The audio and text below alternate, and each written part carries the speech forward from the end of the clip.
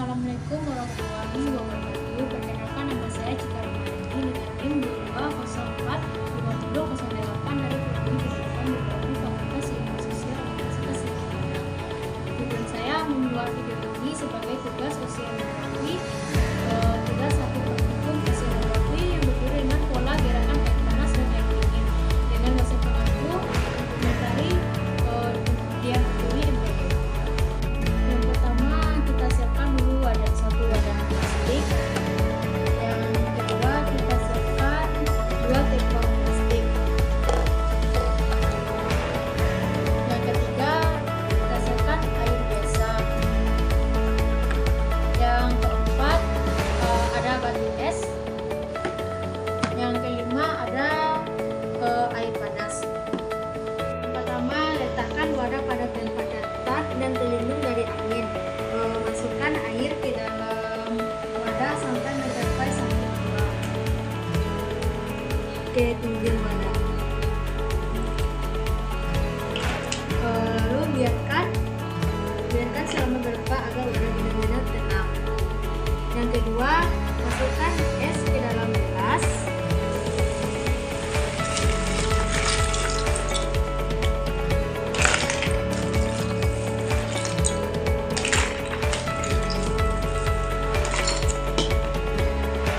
Lalu masukkan ke dalam wadah.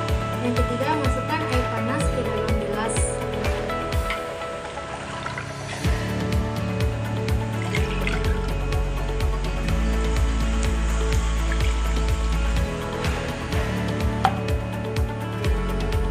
Yang ketiga, masukkan air panas ke dalam gelas. Lalu yang keempat, masukkan ke dalam perlahan gelas dari berisi air lebih kurang dari antara masing-masing wadah.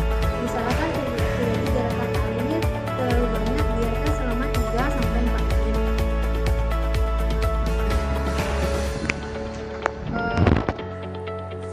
Caranya pelaksanaannya tuh siapkan 2 potong tisu kecil.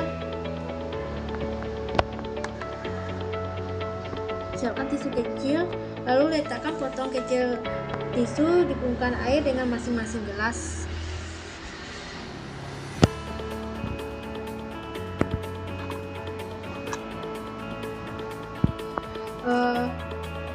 Yang ketiga, amati kejadian pada tisu tersebut. Letakkan sampai terjadi gerakan yang cukup signifikan untuk terlihat pada polanya.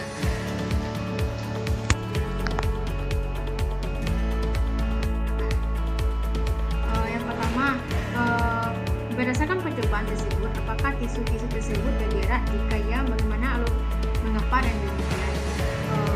Ya, tisu-tisu tersebut bergerak.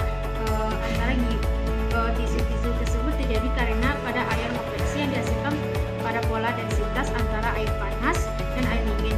Ketika kita menempatkan tisu-tisu permukaan air di gelas berisi air panas dan dingin, kita menciptakan kondisi aman air panas ketika dinginnya turun ke bawah.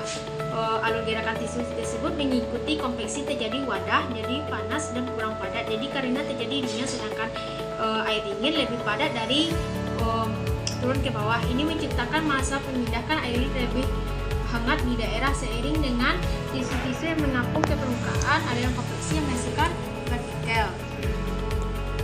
Jadi, gerakan tisu ini adalah perbedaan densitas antara air panas dan dingin menciptakan aliran konveksi dalam wadah.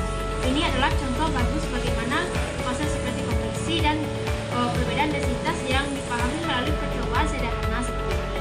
Yang kedua, apakah bisa mengetahui manakah densitas lebih tinggi, air dingin dan air panas? Apa buktinya? Dalam percobaan ini, mengetahui perbedaan densitas antara air dingin dan air panas melihatkan gerakan konveksi yang terjadi ketika air panas dingin di dalam wadah yang perbedaannya suhu antara kedua menciptakan perbedaan densitas yang menggerakkan aliran konveksi.